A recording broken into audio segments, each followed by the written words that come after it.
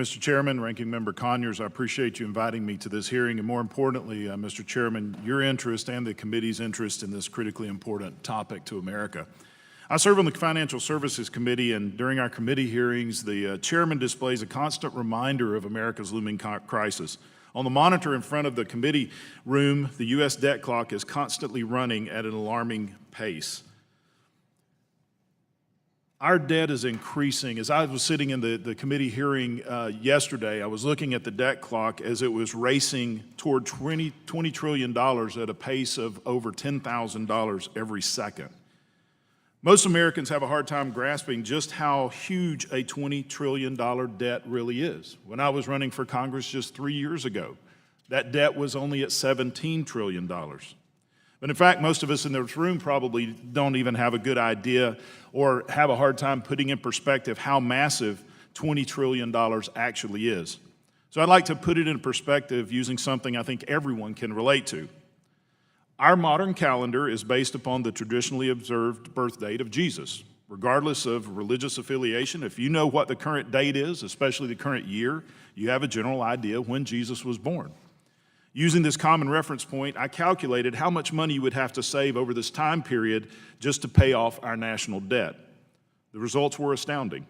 If you were to start in a savings account with $17,000 starting at the moment of Jesus' birth and deposited $17,000 every minute, that's every 60 seconds consistently till this moment today, you still wouldn't have enough money to pay off our national debt. That's $17,000 every 60 seconds for over 2,017 years. That should alarm everyone. Not only is the principal on debt overwhelming, but the interest on that debt is increasing exponentially. We must address this crisis immediately, or we will be overcome by the interest that soon will be one of the single largest expenditures in our budget.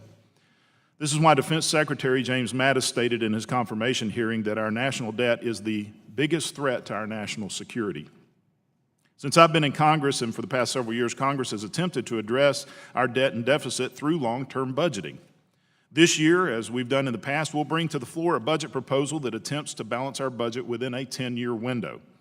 Our fiscal year 2018 budget addresses the fact that we cannot close the fiscal gap in 1 year or even 5 years. It requires a long-term approach to balance the federal revenues with federal spending. Unfortunately, we have been proposing this same course of action year after year, but we never get any closer to actually balancing the budget. If history repeats itself, as it tends to do on Capitol Hill, I expect that next year we'll once again be discussing a budget that balances within 10 years, not 9 years, not 8 years. If we're serious about securing the nation for future generations, we must take bold but measured actions to rein in federal spending before rising interest rates drive it out of control. In fiscal year 2010, Congress passed a budget that would balance by the year 2020. However, 8 fiscal years later, we are not any closer to actually balancing our budget. In fact, as I've already stated, this year's budget proposes balancing by the year 2028. In the entitlement-dependent culture of our modern America, it will be increasingly difficult to secure the votes needed to cut spending at the levels needed to put us on the path of fiscal responsibility. That's why it's imperative that we pass a balanced budget amendment to force us to make difficult decisions. My balance of budget amendment, H.J. Res. 29, is built upon the premise that Congress can balance the budget within a 10-year window without major disruption of critical government services. My balanced budget amendment would take effect in the 10th fiscal year after ratification. This would force Congress to implement gradual cuts over time and reform costly government programs.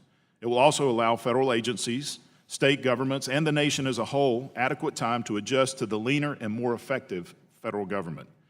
With a clear and constitutionally mandated path for a fiscally sound government, we must also ensure future debt is only used for times of war or other national emergencies. H.J. Res. 29 forces fiscal responsibility by limiting spending to 18% of the previous year's GDP. However, with a 2/3 vote, Congress may exceed the 18% limit for 1 calendar year.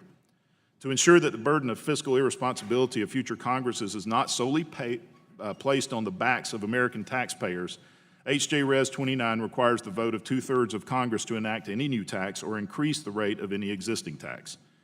Now is the time for Congress to take bold measures to avoid a pending fiscal catastrophe and stabilize our national economy for future generations. Prior to the financial crisis, our national debt was approximately 60% of GDP. Today, our debt has grown to over 104% of GDP. We must put ourselves on a path forward, but a sustainable path to fiscal solvency.